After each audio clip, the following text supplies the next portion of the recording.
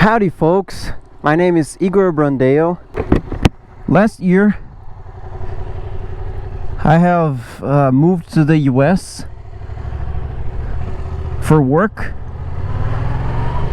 and since I'm a Brazilian, the majority of my videos are all in Portuguese because my audience is primarily Brazilians. So I was focusing on bringing them content for how things work in the US, opinions and experiments, all sorts of cool stuff.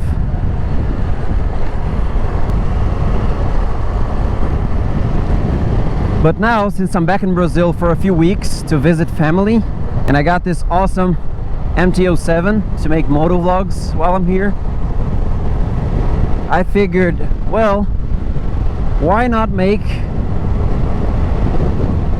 a content towards American folk about something that works here but not there. And yes, you've already seen through the title of the video that I'll be speaking about lane splitting. So right now I'm in a freeway over here, and freeways over here are mostly 2 lanes or a single lane. And since it is an emerging country, most people use motorcycles to commute and do daily chores. So in light of that, motorcycles have much more presence on the traffic, and therefore lane splitting is a need. Otherwise people wouldn't get to places, documents wouldn't get delivered, snacks would get cold in the traffic, and all that sort of stuff. I was born and raised here, and I learned to drive over here. So I am pretty used to the good and bad of lane splitting, and that's what I wanted to share with you guys over here, and why, in my opinion, the US could and should adopt lane splitting nationwide. Right now it's 8:30 a.m. so not much traffic going on. Most of the rush hour has passed.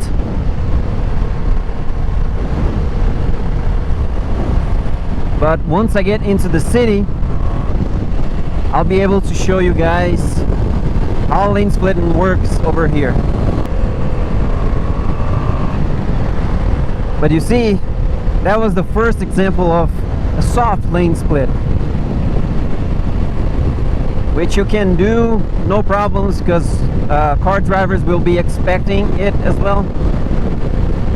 It's a very common thing over here, so everyone is expecting bikes in the middle of the lanes. But once we are on heavy traffic, that's where lane splitting gets a little bit more gnarly. Basically, every open space that you can fit your motorcycle in, you can do it legally so.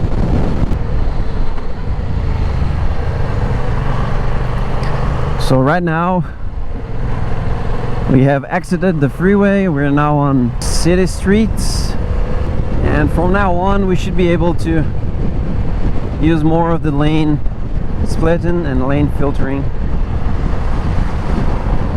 to move within the city. So now, once we are into more heavy traffic, I'll be quiet and just show you how the lane splitting works, what maneuvers you can do and what can you not, and in the end I'll give my final opinion and conclusion, and I hope you guys like it.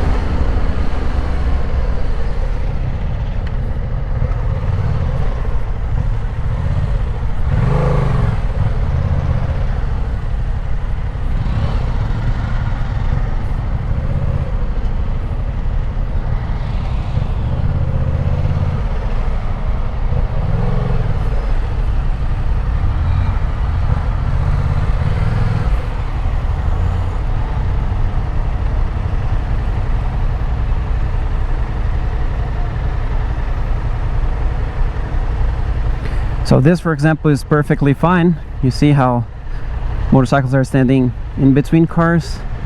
It seems there is some maintenance going on this traffic light or something that is slowing down traffic a little bit.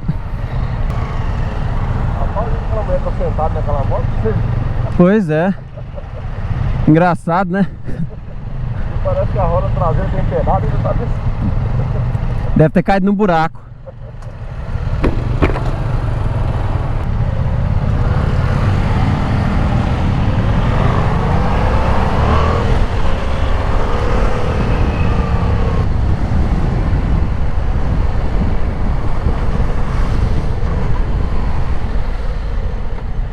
This is a very busy roundabout that we have. This was one of my routes going to and from work and university for quite some years.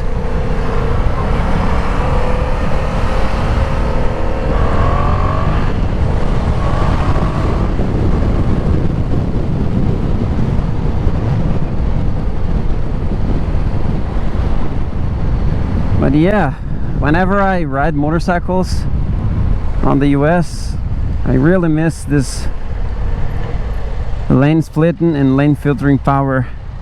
It makes you so much more agile and safe on traffic. It doesn't look so, but it does. It's a paradox.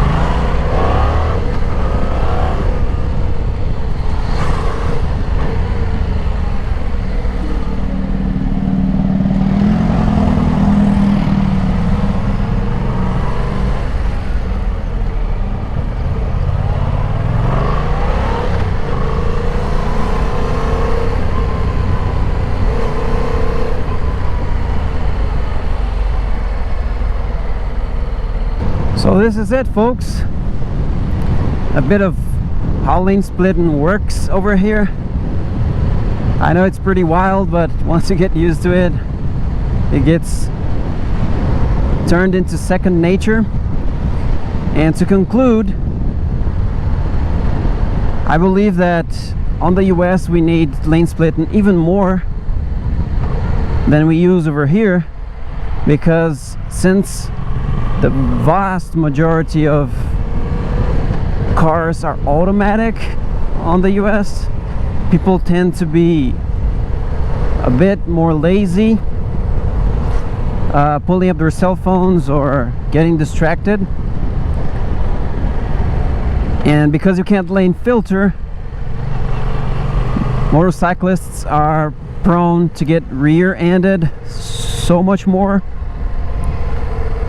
So that's why I think lane splitting should be allowed on the US.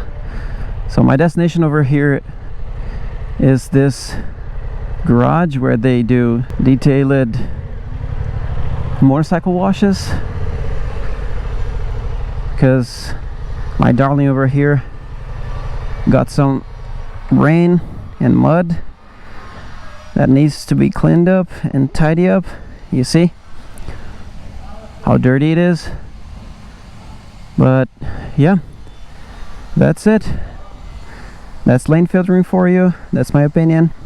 I hope you guys liked it. If you liked it, please click on the like button, subscribe for more, and I'll see you next time.